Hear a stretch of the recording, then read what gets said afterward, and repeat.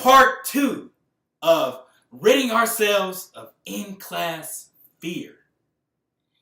Now, in part 1, I shared how when we go to class, we sit down, we have this fear of being called on because we have the fear of being wrong. Now, this second fear that we have in class plays hand in hand. And it's something that, just from a greater observation of mine of being in school majority of my life, I observed in myself and I observed in others. And it's this fear of being judged by others, by our peers.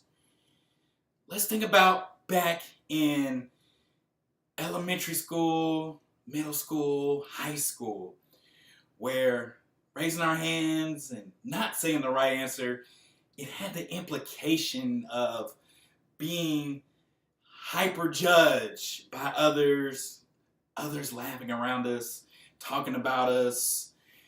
We had that dumb, stupid label, all these different labels and judgments of school where the aim is to be right, to be perfect. Then again, how we were socialized when we were younger in school, all these different labels of we didn't get it right. We had those consequences of that peer pressure. So over time, we've created this protective defensive mechanism to not say anything or to just kind of wait until we called on. And if we're called on, we kind of go in this panic. And if we don't answer right, then we beat up on ourselves on the inside before anybody else can. Even if somebody else is saying something on the outside, we're already doing that to ourselves. So I've observed this in myself, even when I did get called on, when I didn't get it right. That instant impulsive feeling, this ego of, what are others thinking about me? Or am I looking right? Am I looking good? Am I being smart? Am I this top shot law student where we have this ideology of the law student is supposed to be so perfect? But now that bubble has been shattered, and I'm glad. Now we see that perfect it doesn't exist.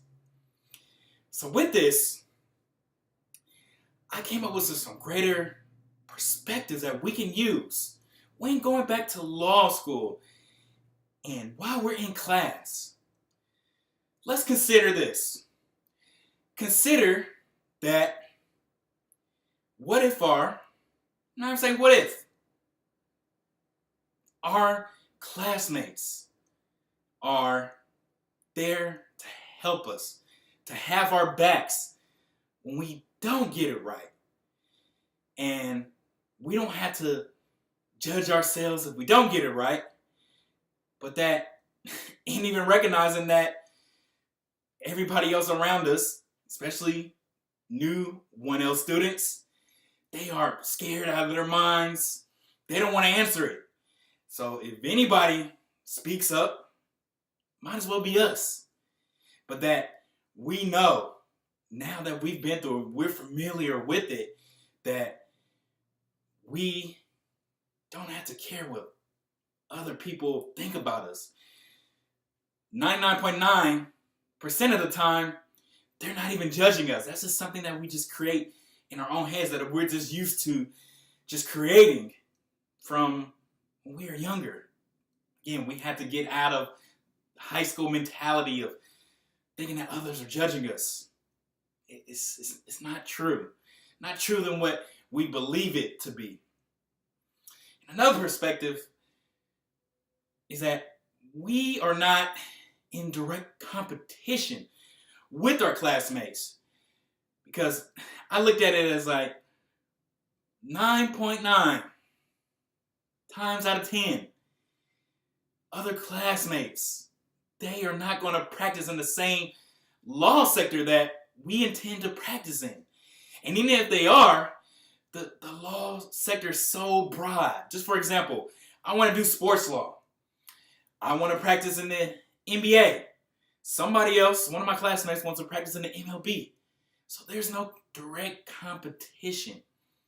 Yes, there's direct competition when it comes to trying out for mock trial or law review, but we don't have to compete with other classmates at the expense of other classmates. We are only competing with our own abilities, and our results, our exam performances take care of themselves. But we don't have to do it at the expense of other classmates. We are all there to add to the conversation, add to helping each other out, add to learning from each other's perspectives and angles. We don't have to be pitted against each other. So now it takes this fear away. We don't have to be in fear. We don't have to drive from this impulsive ego of trying to look good. It's not about that. It's about learning. And it's about helping others to learn. And having this perspective that our classmates are there to help us. And if we can think about this in the serving way, serving others and others are serving us, it takes that whole ego and that whole fear away that what we've been operating on for so long just really silences itself and really vanishes away, so that we can improve our performance in class. Minds clear, we'll be well prepared because we can't do procrastination. We can't just half read anymore. Like, no, we have been through this before. So we are going to come prepared, greater than ever, every single class. But we're going to go in with no fear. We're going to be ready to answer the questions, any hypothetical that is posed. We don't have to raise our hand every time, but when it's time, we will be ready. We will prepare. We will stay ready. So I hope that my perspectives, insights, ideas in this can help you when you go back to law school. And I plan to expand on this concept further, but I just wanted to share this with you because I haven't shared this with anyone. I just been waiting to share it and communicate it. So here you are. This is my perspectives of improving your in-class performance.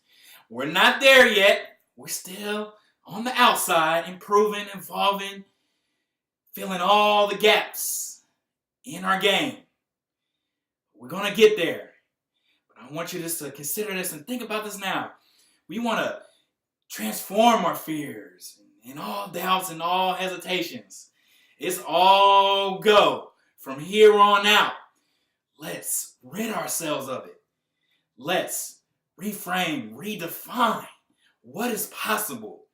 Let's make it happen. Let's go.